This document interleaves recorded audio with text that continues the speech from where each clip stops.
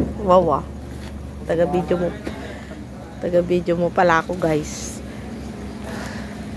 Meron pa kami paglutuan dyan. Tada! Yo, magandang araw, magandang gabi, magandang oras sa inyong lahat mga ka-proudly. Nandito na naman ako, ang inyong lingkod, si Kengay ng Aurora's Proud. Ayun, halinga ito't papakita ko sa inyo ang pagbiyahe namin papunta sa Santa Ana, Cagayan, na kung saan nandun daw po ang Boracay of the North. Nakarating na nga kami dito sa gawing Gataran, Cagayan, at dito nga kami nag-stop over ni Esme, mga bandang alas 8 nung nandito na kami. At ang aming kanin ay binili namin sa Tuguegarao City at doon na rin kami bumili ng ulam para medyo makatipid sa trabaho ng pagluluto dahil hindi nga kami naging ready sa pagbiyahe namin na to mga ka-proudly. Biglaan lang to kanina nung nagkayayaan kami ni Esme na magpunta ng Santa Ana dahil sa mga susunod na araw ay magiging busy na naman kami. Kaya sabi ko hanggat may oras tayo ngayong araw na to at ngayong linggo na to, kailangan natin maglibot, sulitin natin ang pagkakataon. At nakarating na nga kami dito mga ka-proudly, mga bandang 9:30 ng gabi dito sa Santa Ana, Cagayan. Nagdiretso nga kami dito sa may Nangaramuan dahil ang pinakaplano namin ni Esme ay pupunta kami ng Palawi Island. Subalit gabi na kami nakarating dito. Imbis na sa pier kami magpapalipas ng gabi, ang sabi ko sa kanya ay magdiretso muna tayo sa Nangaramuan at doon tayo maglalatag ng tent sa may gilid ng karagatan para sa pagkagising natin. Wow, napakaganda ng ating kapaligiran at nasa gilid na naman tayo ng karagatan. At pagkatapos nga namin magmuni-muni sa umagang yan sa may gilid ng karagatan, ay bumalik na nga kami dito kay Grazer para naman magluto ng aming almusal. Ayan, makikita nyo naman dyan mga ka-proudly, kumuha na ako ng tubig sa loob ni Grazer. Papakulo na nga kami dito ng tubig para meron kaming magamit sa aming pangkape. Inalabas ko na nga dito ang maliit na butane at makikita nyo naman ang ganda ng kapaligiran dito sa aming place. Alright. Oh, peace of mind naman talaga. Oo. Dagat. Dito na po kami magkakape. Yan, sinaset. Yan. Yung naglalay. Ah? Mahangin nga eh. May mga karton naman tayo dyan. At dahil namumblema nga ako sa hangin dito sa kapaligiran na to mga ka-proudly, dumiskarte muna ako ng karton na pangharang upang sa ganun ay hindi mamatay ang apoy. Alright mga ka-proudly, nire-ready ko na nga dito ang butane para magkaroon na din tayo ng apoy at para maumpisahan na din natin ang ating pagluluto. Ayan, binabao na sa may gawing kalsada sa may gilid ang aming lutuan at pinasindi ko na muna siya bago ko isalang ang kaldero na may laman na tubig. At syempre, kailangan na natin dito ilagay ang karton na aming daladala upang sa ganun ay hindi mahangin ang apoy na aming pinaglulutuan mga ka-proudly. At pagkatapos ko ngang maisalang at maihanda ang aming lutuan mga ka-proudly, ay kinuha ka na dito ang mga kape, pansit canton na aming iluluto at aming gagawing umagahan ngayong araw na ito.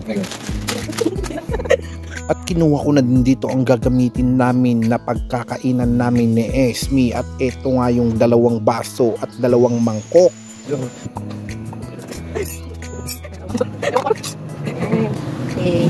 At pagkatapos nga nun mga ka-proudly, heto na naman ako. Nag-aayos na naman ako dito sa aming camping chair. Ayan, para all goods naman pag kumain kami ng agahan o diba. Ilalabas ko yung 2 camping chair dyan mga ka-proudly.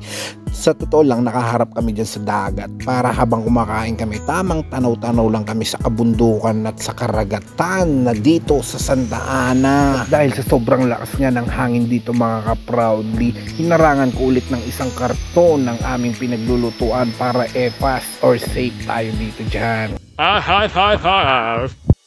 At nakakuha na nga kami ng pangkape namin dun sa sinalang kong tubig mga ka-proudly. Sinalang ko naman ng pansit canton at ayan, kumulo na nga at tinapon na nga ni Esme ang tubig dahil lang sabi ko sa kanya half cook lang ang gawin niyang luto sa pansit canton, yung tamang babad lang, tapos tanggalin niya kaagad yung tubig para masarap-sarap kapag inumpisahan na nga namin tong kainin. O ayan, tamang halo-halo lang si Esme dyan ng mga ingredients para mamaya tamang kain-kain na lang kami dito mga ka-proudly.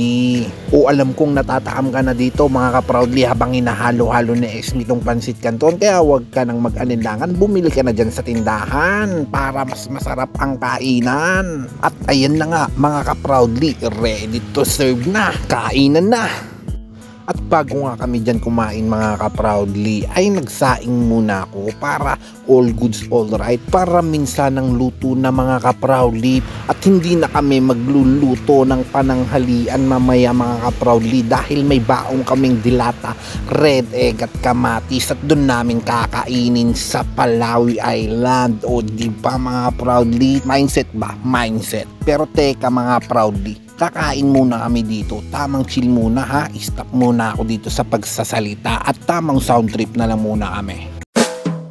Ikaw magandang diwata na sa akin ay biglang dumating babaeng may hiwaga sa'yo. Ako'y nanginginig ng natala sa aking mga paningin na lindog na akala. Nandila ako na one time na day meron akong nakilala isang babaeng nagdalaga na ubod ng ganda. Very sexy, so hot ang kanyang katawan mula ulo hanggang paa ay hindi mapang-iwanan. Ang flawless pa ng skin, talagang napakalinis. Ang bango-bango niya pa, talagang napakakinis. Kisabot pa ang lips, talagang nakakaakit. Titig ng kanyang mata, talagang ikay mapapalapit. Oh ding, ang sarap-sarap niya talagang titigan. Hindi ko tuloy mapigilan na ako katayuan ng mga balahibo sa aking katawan. Dahil sa kanyang paglapit, ako wait nga pasan. Yung nandito na nga kami sa pier mga ka-proudly. See you sa next vlog papuntang Palawi Island. At sasakay na kami dito ng bangka at 1.5 hour na biyahe ito bago makarating doon mga proudly. Kaya abangan nyo ang susunod na kabanata. What up?